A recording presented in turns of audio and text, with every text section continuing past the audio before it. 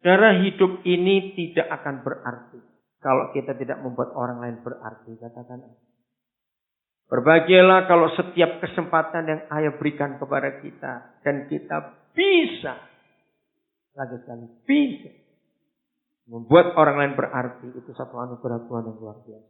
Ketika dunia mendefinisikan apa itu hidup berarti, maaf, ada di antara saudara yang sedang terobsesi akan hal-hal itu, kiranya hari ini saudara berubah. Definisi dunia dalam konsep menjadikan hidup ini berarti adalah dengan apa yang dia pakai dan apa yang dia punya. Bukan rahasia lagi kalau dunia menganggap mobilmu kok ganti-ganti Ford tahun 64. Orang mengukur itu. Kenapa rumahmu di Pondok Labu terus kapan pindah ke Pondok Indah? Apakah itu hidup berarti? Sampai kapan kamu pakai berlian imitasi terus? Malu itu suamimu gak bisa memberikan kamu berlian yang asli. Itu definisi dunia tentang hidup berarti. Kenapa sepatumu terus dibaduyut? Mana belimu? Apa begitu? Justru konsep ayat kita enggak seperti itu. Hidup yang berarti justru kalau kita bisa membuat orang lain berarti. Dengan apa yang kita bisa buat dalam hidup ini. Dan ini penekanan pengembalaan. Memandang tugas sebagai sebuah panggilan.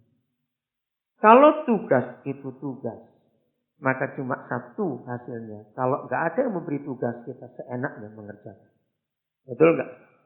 Tapi kalau tugas itu panggilan, maka kita tahu bahwa ini hanya untuk Yesus Tuhan. Mari kita buka Galatia pasal yang ketiga. Ada satu kebenaran yang sangat sederhana. Tapi saya berani berkata bahwa masih sedikit orang-orang Kristen yang mengerti dan mengetahui hal itu. Galatia pasal 3 ayat 14. Inilah yang disebut memandang tugas sebagai sebuah panggilan, bukan sesuatu yang menjadi beban. Tidak. Pastor Lukas mengatakan tadi, ingat dengan apa yang Yesus katakan lewat Matius 11:29. Pikulah kuk yang kupasang dan belajarlah kepadaku.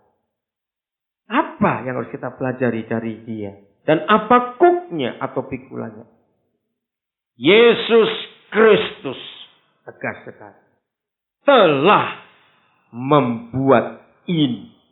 Saudara, kata ini yang cuma 3 huruf itu saja. Ini. Kalau Roh Kudus menerangkan kepada kita, maka kata yang cuma 3 huruf ini akan punya dampak dan arti yang dahsyat dalam hidup kita untuk orang-orang di sekitar. Kata ini. Ada 2 hal kita bisa lihat. Yang pertama, kalau kita membaca lengkap seluruh kitab Galatia, atau kita hanya membaca khusus pasal 3 saja, maka kita akan temukan bahwa apa yang Tuhan Yesus telah buat dalam kehidupan kita adalah perkara-perkara yang hebat, perkara-perkara yang besar. Taurat diubah jadi anugerah, itu inti dari Galatia pasal 3. Tetapi kata ini yang kedua, maka kita percaya bahwa apa saja, besar maupun kecil, yang sudah terjadi dan sedang terjadi dalam hidup kita, mau tidak mau kita harus mengakui bahwa Yesus Kristuslah yang telah membuat semuanya. Kalau saudara nggak amin berarti, oh itu karena orang tua saya kaya, oh itu karena pacar saya punya duit, oh itu karena ini, oh itu karena ini. Mari kita periksa dengan tegas. Hari ini, dari bulan Januari tanggal 1 sampai hari ini, akhir bulan yang ke-7. Saya percaya semua kita sudah mengalami banyak hal dalam hidup. Apa saja, saya ulangi lagi. Kecil maupun besar. Enak maupun tidak enak. Baik maupun tidak baik. Saya tanya lagi.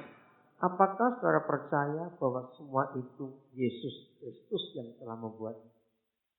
Tidak ada seorang pun di antara kita yang berhak berkata, oh enggak, itu karena aku, itu karena pengalamanku. Aku dulu lulusan Amerika.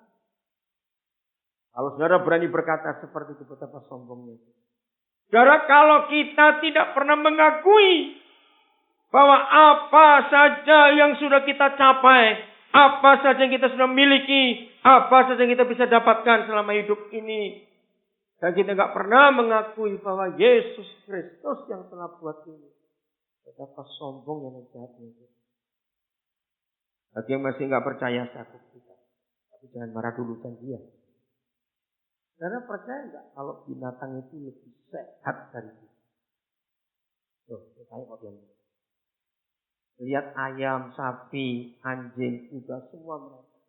Mereka tuh kalau makan nggak pernah dicuci atau direbus dulu, nggak mencret. Betul nggak? Kita ini sudah dicuci, direbus, minum aja pakai air khusus, mencret. Oke? Nah, saudara mau sombong? Saudara boleh makan food supplement. Saya kalau lihat barang itu pertama bisa dibuat warna-warni gitu. Jadi kalau ada orang yang takut mati, setiap hari itu makan tuh kayak makan kacang. Saya bilang ini warna-warni, ramai sekali obat itu. Pernah lihat obat yang warna-warni itu? Saya bilang kepada dia, kamu boleh makan obat seperti itu. Kamu boleh jaga dirimu sehebat apa. Manusia tetap manusia yang tidak akan kebal terhadap apapun. Binatang itu masih bisa kebal.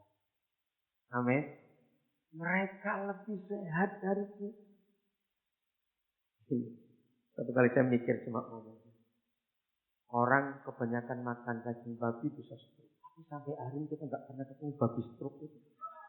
Loh, pernah mikir nggak? Saya suka mikir gituan. Iya, kenapa ini? Kok bisa kalau dimakan orang stroke kok dia nggak pernah stroke? Ya sama siapa ini? Saya cuma guyon. Satu kali ada seorang saudara paksa saya untuk beli jaket kulit. Saya tidak suka. Yang hobi jaket kulit jangan tersinggung. Saya cuma ngomong. Sayang, jaket kulit itu rata-rata dari kulit sapi. Kita yang pakai jaket kulit masih masuk angin juga. Sapinya kok nggak pernah masuk angin. Nah, kesan saya ngomong pada istri saya waktu itu, kenapa kamu nggak mau jaket kulit? Kan itu bagus. Memang kok dilihat bagus. Jangan marah ya, saya bilang. Ini kalau ada orang, saya ini kalau lihat orang pakai jaket kulit, kok kayak dipeluk sapi. Itu pikiran saya. Maaf yang punya jaket kulit, jangan marah, saya cuma ngomong. Nah, mereka itu nggak pernah masuk angin. Kulitnya kita ambil ketika jaket kita juga masuk angin. Jadi betapa sehatnya, betapa kuatnya mereka. Nah, dari fakta-fakta ringan, sederhana, tapi ini betul yang kita temukan dalam hidup ini. Jadi celakalah kita kalau kita tidak pernah mengakui bahwa apapun yang kita bisa capai, apapun yang kita bisa miliki, apapun yang kita bisa dapat, kalau kita nggak pernah mengakui Yesus Kristus yang telah buat ini, betapa sombongnya. Jawab ya tadi. Semuanya lagi sekali, sebesar apa, sekecil apa, Yesus Kristus yang telah membuat ini untuk hidup kita. Lalu, jangan berhenti kalau kita sudah tahu bahwa dialah yang telah membuat semuanya ini. Ada tujuan. Ada output, kalau saya istilah pakai istilah teknologi. Ada hal yang sangat harus diperhatikan.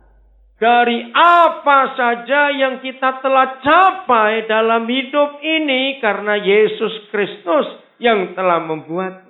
Perhatikan kalimat berikut, masih di ayat 14 Galatia 3. Supaya. Gampang dimengerti bukan kata supaya. Saudara nggak perlu kuliah bahasa Indonesia dulu hanya untuk mengerti kata supaya. Terlalu mahal. Kata supaya jelas buat kita. Inilah penjelasan. Kalau sesuatu sudah terjadi, dikerjakan, berhasil dalam hidup kita. Itu kalimat pertama tadi. Yesus Kristus telah membuat ini. Itu tidak titik. Itu tidak boleh berhenti.